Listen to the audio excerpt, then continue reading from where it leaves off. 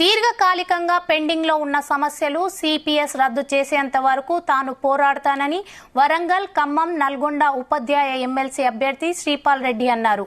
ఉపాధ్యాయుల సమస్యల పరిష్కారం కోసం నిరంతరం పనిచేస్తానంటున్న పిఆర్టీయూఎస్ అభ్యర్థి శ్రీపాల్ రెడ్డితో మా ప్రతినిధి జానయ్య ఫేస్ టు ఫేస్.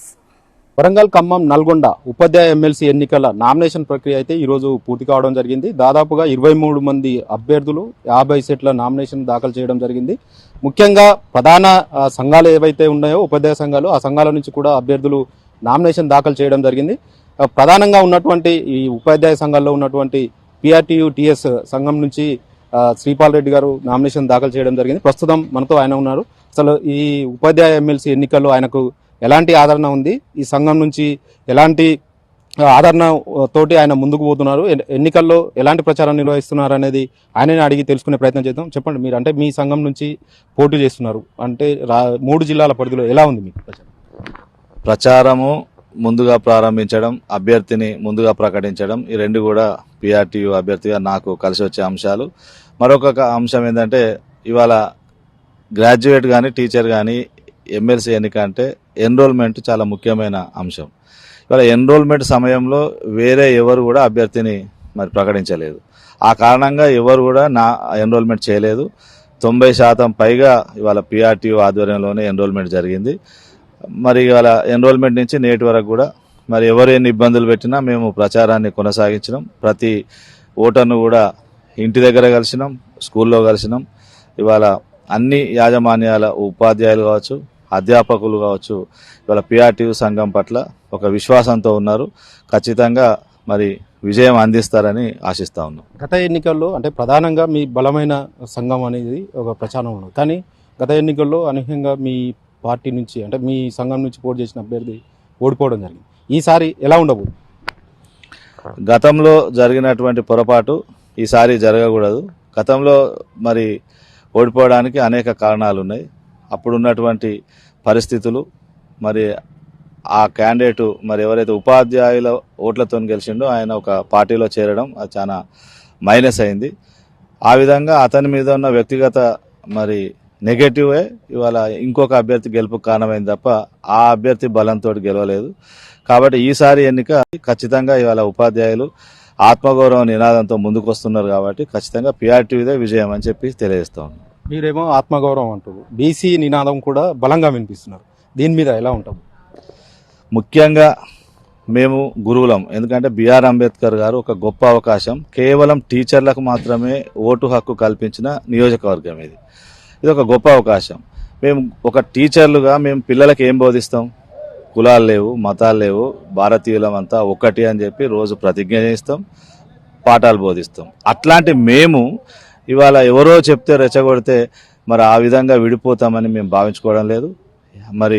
ఆ సమస్య రాదు. మాదంతా ఒకే కులం. ముఖ్యంగా ఇంకొకటి చెప్పేది ఏంటంటే పిఆర్టీయూ సంఘం కూడా గత 3 సార్లు నల్గొండ కాన్స్టిట్యున్సీకి ఎన్నిక జరిగితే 2 సార్లు బీసీ అభ్యర్థికే మేము మ్యాండేట్ ఇచ్చినాం. అందరం తారతమ్యాలు లేకుండా పోటీ కష్టపడి గెలిపించినాం. అంటే మీ ఈ ఎన్నికల్లో టీచర్స్ సంబంధించినటువంటి సమస్యలు కానీ అంటే దీర్ఘకాలికంగా కొన్ని పెండింగ్ ఉన్నాయనుకో, దాని మీద ఎలాంటి పోరాటం చేస్తారు?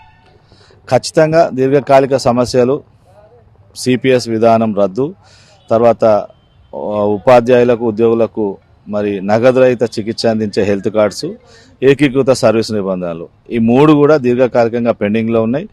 మేము ఖచ్చితంగా వీటి మీద కూడా ఒక గత సంవత్సర కాలంగా అంటే నూతనంగా ఏర్పడ్డ ప్రభుత్వం ముఖ్యమంత్రి గారితో 2-3 దఫాలు చర్చించినప్పుడు కూడా ఈ అంశాలను వారితో చర్చించడం జరిగింది. మేము ఒక ప్రణాళికతో ఉన్నాం.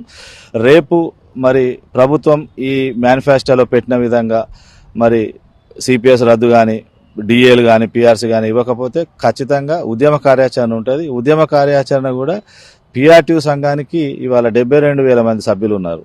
కాబట్టి పిఆర్టీయూ సంఘం ఉద్యమ కార్యాచరణ తీసుకుంటే ఏదైనా సరే ప్రభుత్వం దిగి రావాల్సిందే. ఆ విధంగా ఉపాధ్యాయులు నమ్మకంతో ఉన్నారు.